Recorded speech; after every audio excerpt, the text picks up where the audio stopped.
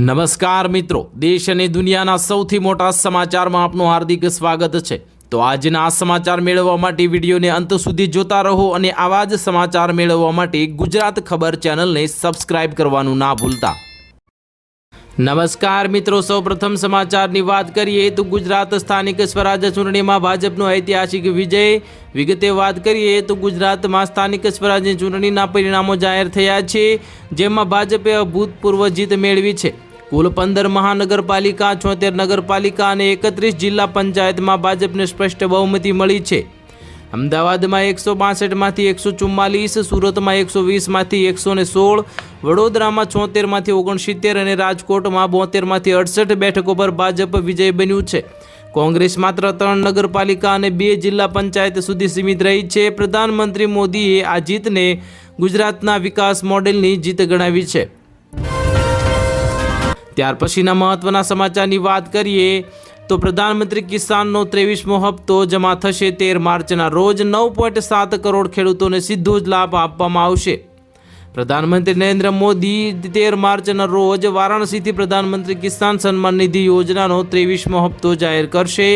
આ હપ્તા હેઠળ દેશભરના 9.7 કરોડથી વધુ ખેડૂત પરિવારોના બેંક ખાતામાં કુલ 20,500 કરોડની રકમ ડીબીટી ખાતા દ્વારા મારફતે સીધી જમા કરવામાં આવશે।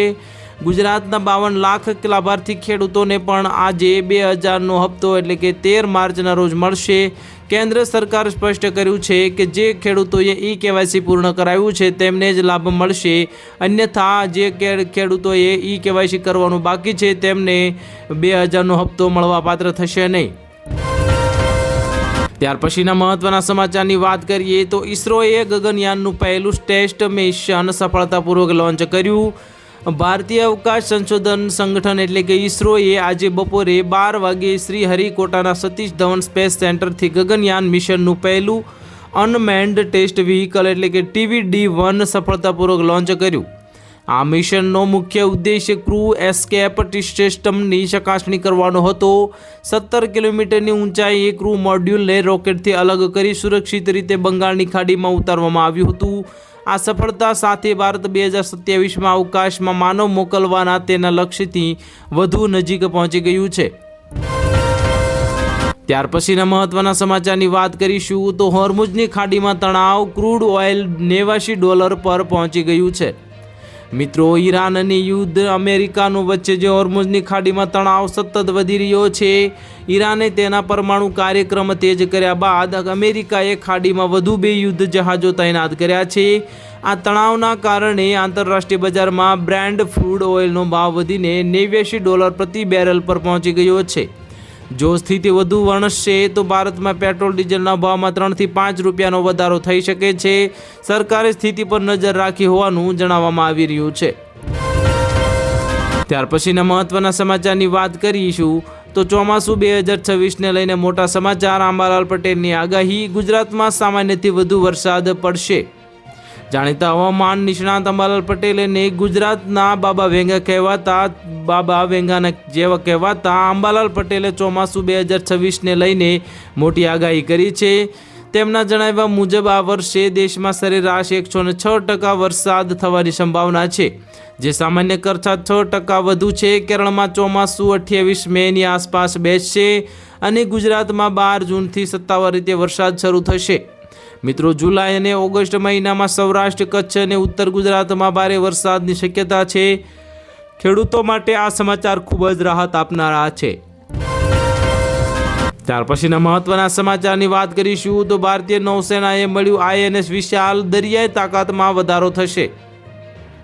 પ્રધાનમંત્રી નરેન્દ્ર મોદીએ આજે કોચીન શિપયાર્ડ ખાતે ભારતીય નૌસેનાનું દેશનું 3જું અને સૌથી મોટું સ્વદેશી એરક્રાફ્ટ કેરિયર INS વિશાલ અર્પણ કર્યું છે। 65,000 ટન વજન ધરાવતું આ યુદ્ધ જહાજ 260 મીટર લાંબુ છે અને તેના પર 50થી વધુ ફાઇટર જેટ અને હેલિકોપ્ટર તૈનાત કરી શકાશે।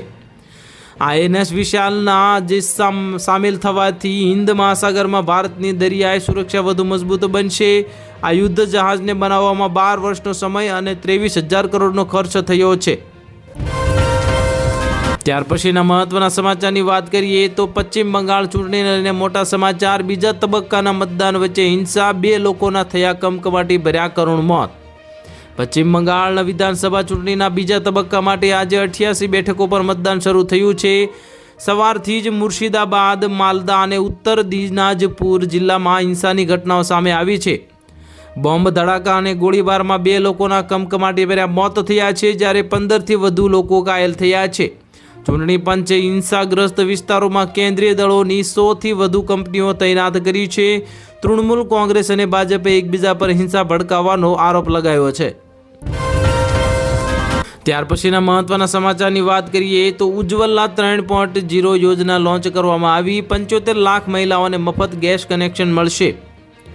કેન્દ્ર સરકારે આજે પ્રધાનમંત્રી ઉજ્જવલા યોજનાનો 3જો તબક્કો લોન્ચ કર્યો છે. ઉજ્જવલા યોજના 3.0 હેઠળ દેશભરની 75 લાખ ગરીબ મહિલાઓને મફત એલપીજી ગેસ કનેક્શન આપવામાં આવશે.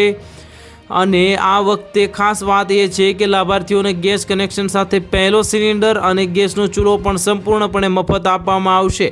પેટ્રોલિયમ મંત્રી હરદીપસિંહ પુરીએ જણાવ્યું છે કે આ યોજનાથી ગ્રામીણ વિસ્તારોની મહિલાઓને ધુમાડાથી મુક્તિ મળશે અને તેમના સ્વાસ્થ્યમાં ખૂબ જ મોટો સુધારો થવાની મોટી શક્યતા છે. ત્યાર પછીના મહત્વના સમાચારની વાત કરીશું તો ગુજરાતમાં ગરમીથી રાહત મળશે. 3 દિવસ બાદ તાપમાન ઘટશે. વિગતે વાત કરીએ તો છેલ્લા 1 અઠવાડિયાથી કાળઝાળ ગરમીનો સામનો કરી રહેલા ગુજરાતવાસીઓ માટે એક મોટા રાહતના સમાચાર સામે આવી રહ્યા છે. ભારતીય હવામાન વિભાગ IMDએ જણાવ્યું છે કે રાજ્યમાંથી હીટવેવની સ્થિતિ સમાપ્ત થઈ ગઈ છે અને આજથી આગામી 3 દિવસ સુધી મહત્તમ તાપમાનમાં 2 થી 3 ડિગ્રી સેલ્સિયસનો ઘટાડો થશે.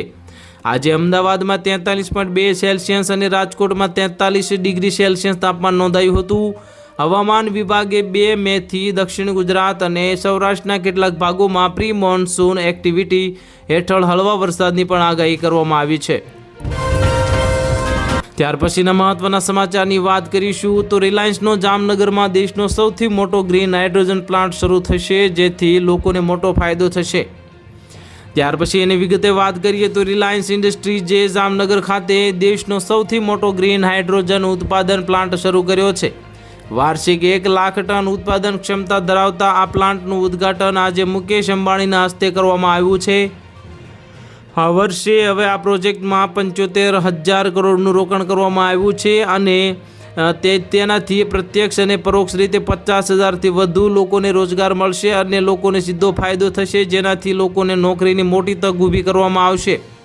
આ ગ્રીન હાઇડ્રોજનનો ઉપયોગ મુખ્યત્વે રિફાઇનરી, સ્ટીલ અને ખાતર ઉદ્યોગમાં થશે, જેથી ખેડૂતોને પણ મોટો લાભ થશે અને ખેડૂતોમાં જે ઉત્સાહ વધશે તે હવે ખૂબ જ આનંદની વાત છે.